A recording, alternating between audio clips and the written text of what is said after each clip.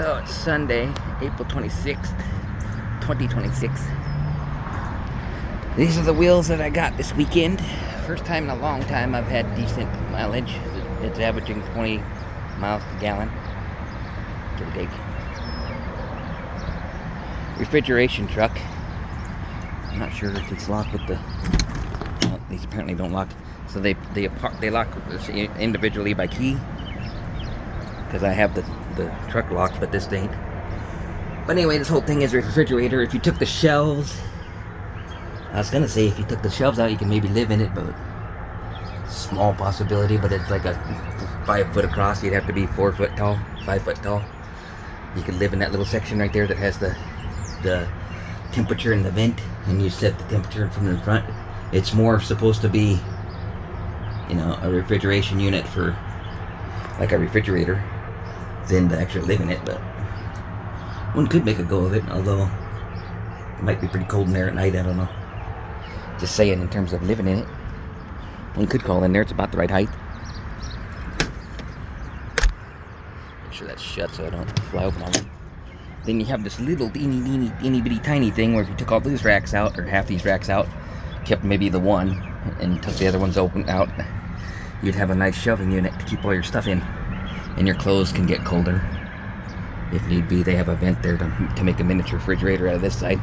It's the same thing on the other side. Nice big backup camera that's on the dash on the inside of backing up, which is nice because it's a blind spot otherwise. But it's a teeny tiny Ford F-150 bumper. You know, the truck itself can maybe pull bumper pull, but it does have a trailer brake thing on it, so you can pull like refrigeration trailer or whatever they'd pull with this, but there's no hitch on the outside, so I don't know why it's got the trailer hitch brake system in there. But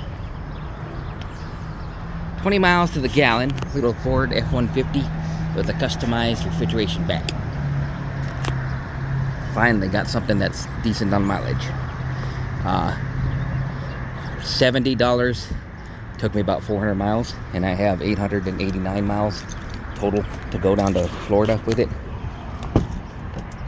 So 140 bucks, 150 bucks will get me there in fuel for take, which is extremely nice because I've been normally paying double that, about 300 bucks a shot in fuel. There's your refrigeration controls. I'll turn it on so you can see it didn't light up and stuff. I haven't played around with that because obviously that's none of my business. I just transport them. But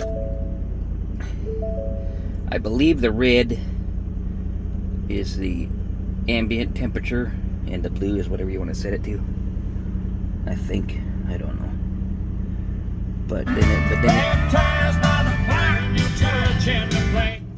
that might be probably killed my monetization, but I don't think I'm going to monetize that video anyway.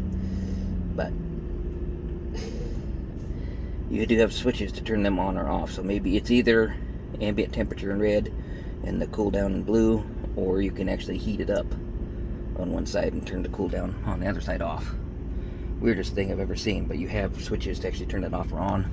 I just left it where they have it at because I don't know if I'm supposed to shut it off or not, or I have no idea. I couldn't get a hold of the guy when I called on the BOL, so I don't know. And then in the front part, you can put the seat down in the middle, and then I shoved all my two little bags and my coat in there, and I can hide it during the day when I go into places, whatever, so people don't see my belongings. That's kind of a nice little, you know, hidden area underneath the seats.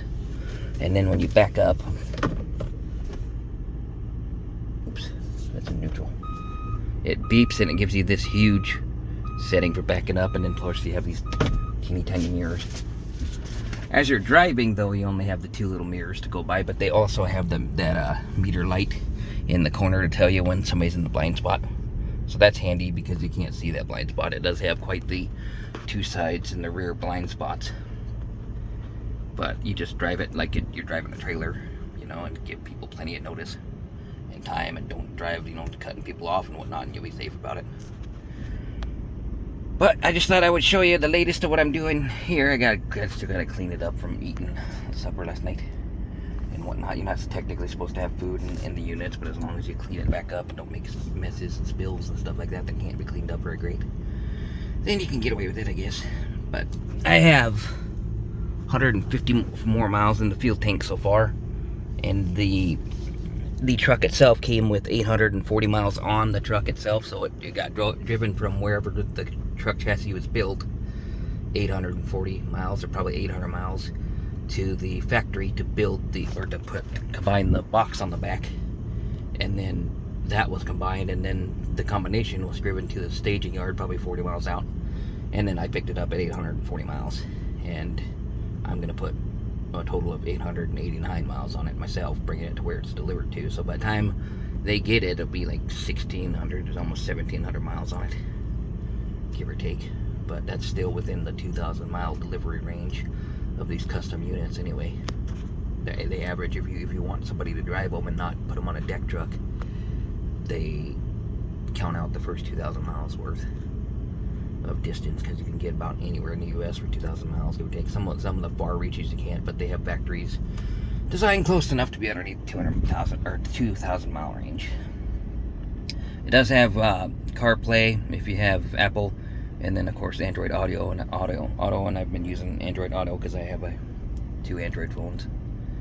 Pretty nice little basic Ford F-150 with the extra packages in terms of the entertainment package and stuff like that. It's just like the middle grade one. If you get the higher end one, which they don't usually put in work trucks, it would be all touchscreen all the way down, and all of your controls for your air conditioning and radio and everything would all be built into the touchscreen, or would be on the sides of a huge touchscreen. If you get the high end one, this is the mid-range one, and then you can buy a basic package that's basically a regular analog radio instead of a touchscreen for these Ford F-150s, and then all that from when I was transporting them for worldwide for those trucks. I could see all sorts of different packages that they come in. But I just thought I'd show you what I'm driving this time around, this refrigeration truck. You could make the back portion, like the one portion right behind me, into a living bed and stuff like that, and crawl in there if you're not claustrophobic. And you could set it up here to 70 degrees. I'm thinking, I don't know, I'd have to do more research on it, but I would think you could set that to 70 degrees and it would keep that in there 70 degrees, whether that's to cook you or cool you or what, like food or whatever. But you'd have to worry about the battery, so you would have to drive this every day to do that. But it would be too claustrophobic for me. But you could adjust the doors, because they obviously don't come with a door that you can open from the inside, so you'd have to put latches on so you can open from the inside. But you could very easily make that into something you could sleep in, that somebody wouldn't very first look at that and go, oh, somebody's living in that. Let's see. Go out here a second. Give you another look at it. It's not the very first thing you would think that somebody could live in that, but I mean, it is possible. I'm 6 foot tall, so it probably wouldn't work. But if you're 5 foot tall, and especially 4 foot and so on, you could really easily make that work. I think it's as far across as the pickup, and I was able to sleep in the pickup bed, or the pickup seat, last night at 6 foot tall, but I had to bend my knees, of course. So I could technically sleep on a flat mattress in there if I bent my knees, but I don't want to bend my knees every night and be stuck in there. Okay, Ford, quit beeping. This was okay for a night or two that I'm transporting on. You know, you flip that up and you sleep across there. But because there's a little bit of lump there and whatever, it's not designed specifically to sleep across as a seat. If I was going to live in it and actually live in the cab part and have that as my roaming home, you know, storage part, and you put blocks on it and whatever can go with that, be expensive locks, because it's probably refrigeration unit's probably expensive. But anyway, if one did do that, like with a used one or something, I would have to take these nice seats out and put something that's a complete bench across, so that you can sleep in it all the time. Because driving it, these seats are nice. I like driving it, but sleeping in it, it wasn't designed to be slept in up front. I can make it work for a day or two, but my back was already hurting last night, and it'll hurt again tomorrow, and I gotta stop somewhere and buy some more ibuprofen. That part of it kind of sucks, but the driving it all day long is nice. 20 miles to the gallon can't take, you know, I wish I could do these all the time. But anyway, like and subscribe, leave comments, I'll catch you in a flip. Peace.